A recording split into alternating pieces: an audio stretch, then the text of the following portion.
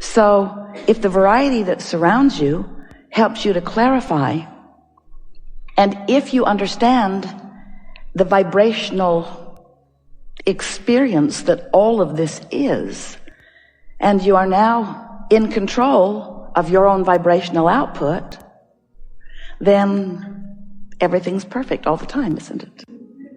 Because life helps you to identify what you want. Then it's just a matter of you becoming a vibrational match to it. So how are you doing with that? Are you a vibrational match to your desires? Sometimes. Mostly, you're a vibrational match to the desires that have already manifested. It's pretty easy, isn't it, to just observe beautiful things that have already materialized and feel appreciation for them. And in fact, if you're doing plenty of that, then you are doing the best thing that we can think of to prepare your own vibrational point of attraction for more good stuff to come to you. Good by your standards, good by your sifting and sorting process. We really want to talk with you until you understand it. So we could be here a little while. We're just kidding. About your point of attraction, because that's everything. Your point of attraction is everything. Law of attraction is managing all vibrational frequencies. And law of attraction brings that which is likened to itself. So if you are, by virtue of whatever you're observing or remembering or imagining, offering a frequency that feels to you when you're offering it like love or appreciation or exhilaration or happiness, then what you're focused upon has you emitting a vibration. And if you do it long enough, 17 seconds and then another and then another and then another until you've crossed the 68-second mark, now you've got some momentum going, and now things that match that vibration are occurring to you. The first manifestation that happens is the emotion that you feel. And we want to call that a manifestation because boy, can you ever feel it. It's as real as it gets. And so once you get a little momentum going, the manifestations begin to come to accentuate what your point of attraction is. So the emotion comes first. Then thoughts begin to flow into your mind. Now really, if we were really telling you exactly how it is, thoughts are coming and emotions are following. But in terms of the manifestations, we want to say that the emotion that you feel is really the first awareness of a manifestation, an actualization, a realization, a materialization, something that showed up, that feels tangible, that is tangible, is that emotion. And then more thoughts come. They just sort of flood in the form of ideas. So once you're feeling good and ideas are flowing, you're off and rolling. Then nature starts cooperating, birds come to punctuate things and accentuate things, all manner of things begin to happen, and then other humans begin to interact with you in ways that help you to recognize what your point of attraction is right now. Not yesterday and not tomorrow, but right now, where all of your power, all of your point of attraction power is. So when you begin to identify consciously that you have a point of attraction over which you have complete control, then things get better and better for you. Now, it's the over which you have complete control that is usually a little squirrely for most of you, because you often don't get that momentum started deliberately. It's really a wonderful thing if, when you first awaken in the morning, if you reach for such good feeling thoughts and stubbornly stay focused upon those good feeling thoughts until they gain a little momentum. And in order to accentuate this with you, to sort of really drive the point home with you so that you can be more determined, more aware, that's really what we want you to be aware of, more aware of what you're doing with your point of attraction.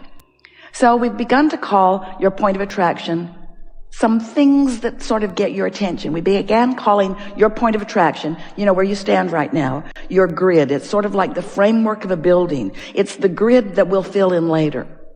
People are telling us they really can't identify with the grid, and we sort of get it, why you can't identify with it. You've got a point of attraction going that isn't completely fleshed out, that will be fleshed out, but if you can become aware of it before it's fleshed out, then it's easier, because once it's fleshed out, it's harder. Our favorite story that to accentuate that is, you tell us, or it's like you say, Abraham, I've fallen out of an airplane and I do not have a parachute. What do you suggest that I do now? You're not usually that calm when you say it, though. And we say, hang on, it'll be over in a little bit. Because there's not much that you can do at that point. There are not action steps that you can take when momentum is moving really fast like that. So we want you to begin thinking about momentum and catching it early, or better said, starting the momentum in the direction of what you want earlier. So if you've been listening to us for a while, have you? You've been hearing us talking about a lot of things. We explained to you that you are source energy far more than you are anything else. And some of you say, well, I get that I was probably source energy before I was me in this body. We say, yes, that is certainly true. But even though you are in this body, the larger part of you is still source energy. There is still a non-physical vibrational counterpart. Humans sometimes refer that as your soul. We've been calling it your inner being. But that vibrational beingness exists while you are here in this physical body. And it emits a constant signal to which you have constant reference. That's what your emotions are. They are the realization of the variance in the frequency between you and what you're thinking right now and that larger part of you. In other words, the larger part of you loves that guy you're annoyed with. And the reason you feel annoyance is because you're choosing something that is a variance. When you feel about something as the source within you feel always positive emotion. Joy, exhilaration, love, appreciation. So any variance that feels like overwhelmment or irritation or anger or fear or depression or grief, any of those emotions mean you're looking at it very different than the source within you, and that's your guidance. Now, if we were standing in your physical shoes, we'd be reaching for thoughts that caused us to blend with the vibration of our source, because we understand how the whole thing works, and that's why we want to explain it to you. As you've been here in this physical body as an extension of that source energy, you've been sifting through the contrast, as we said when we first greeted you today. You've been sifting and coming to new awarenesses, new preferences, new ideas of what would be better for you. And every time that happens, your inner being, that source part of you, becomes the vibrational, pre-manifestational,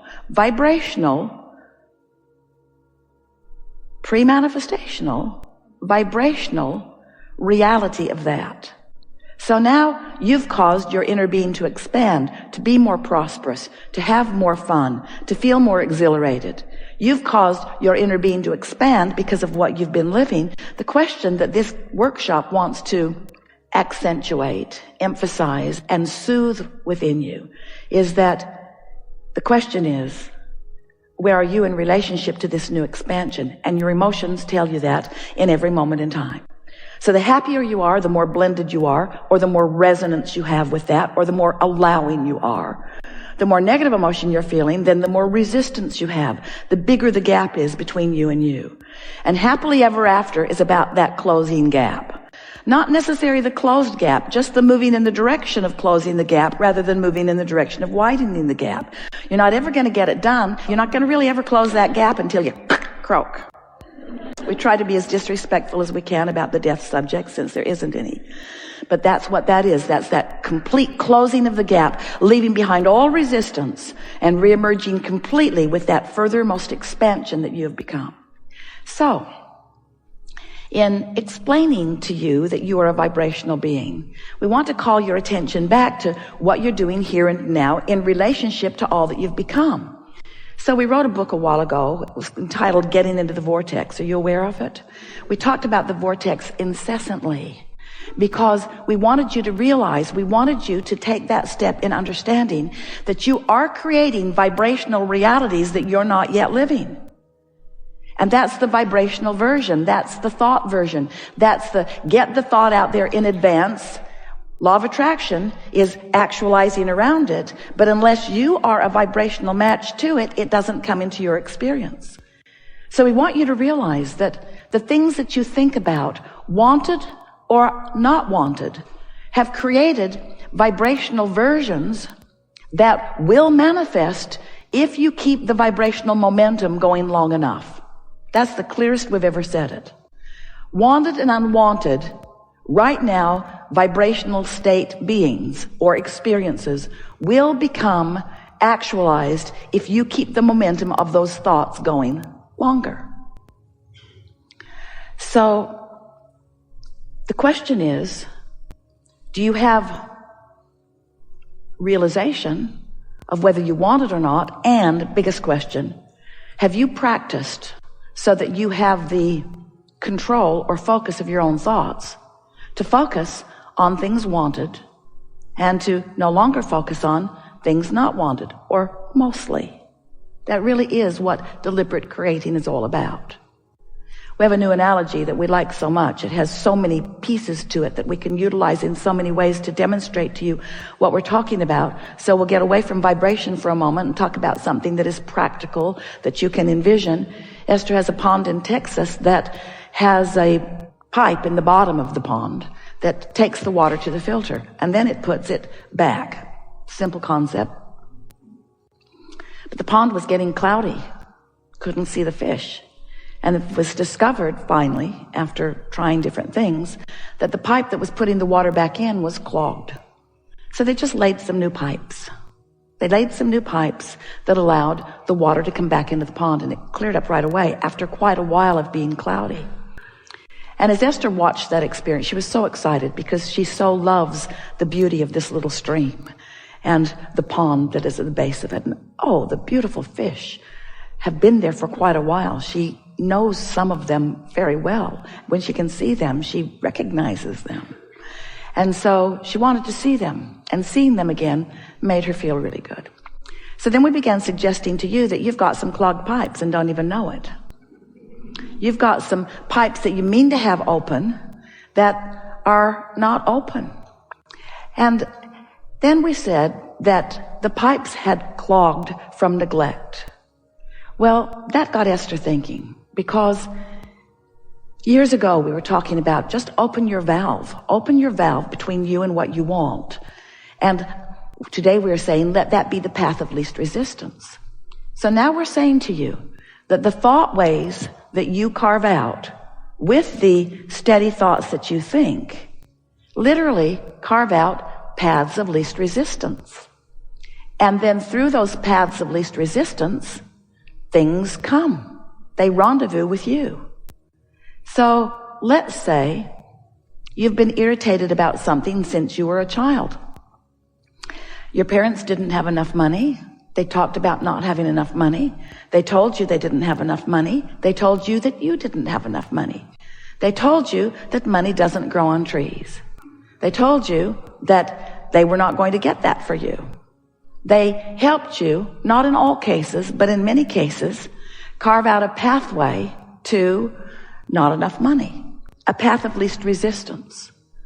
What we are suggesting is that you just lay some new pipes by thinking new thoughts. But often you say, well, that conceptually sounds like a really good idea, and I'll get right on that.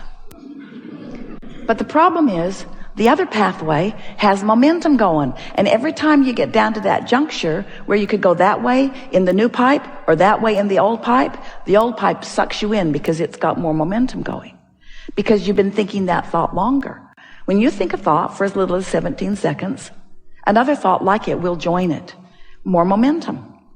As you stay focused there, another thought joins it. More momentum. When it crosses the 68-second mark, seriously, when it precisely crosses the 68-second mark, there's enough momentum now that things begin to occur to you in stronger fashion. We would call that, just for sake of clarification here, a manifestation point, a strong enough manifestation point. So now at the beginning of this gathering, we would like to suggest that you let those old pipes that are leading to unwanted things, like not enough money, or not enough clarity, or not enough vitality, or not enough of whatever it is that you want more of, we suggest that you let them clog up from neglect. And the way you let them clog up from neglect is by not thinking those thoughts.